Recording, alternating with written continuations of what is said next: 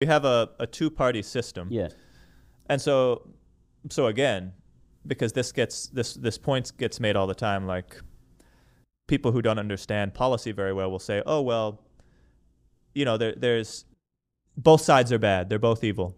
On some level, that's true because they are, so much of anyone who works in government nowadays works for corporate interests. Like because there's so much money being put into politics. That's who they kind of have to keep happy is the powerful public interest. But it is a two-party system. Those are the two options that we have and that's the only thing in the United States. So right. it is. You're right. It is Democrat, Republican. At the end of the day, that's always going to be the game. What's interesting about Trump is that he got in it. You could look back on his entire career leading up to politics and everything. He doesn't really have a true ideology. Like before getting into politics, he donated to Hillary campaign, by the way, who eventually became his rival. But Trump's not in it for the ideology.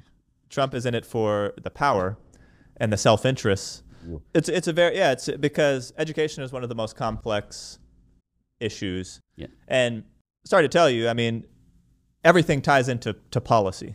Okay. That's why so many of our discussions turn to politics, because it's okay. Everything they will have to. Everything ties into public policy, and public policy is decided by people in power in government.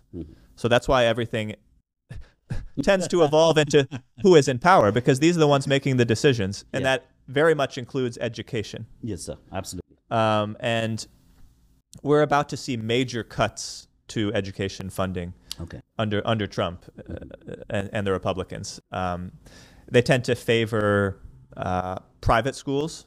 They like to give benefits to private schools, but the unfortunate thing is that vast majority of the United States families can't afford private schools, right? So that's why public schools exist. We're about to see major cuts to that. That's a part of the problem, is that funding is a major thing. If you don't have money in schools, you don't have quality, you don't have good teachers, you don't have teachers who are happy in their jobs. It's a huge part of the problem. Is funding for public schools. My daughter's in public school, and I see similar issues even in a place like Minneapolis that is very progressive, and so we pay a lot of taxes to go towards these schools, but it's still not enough.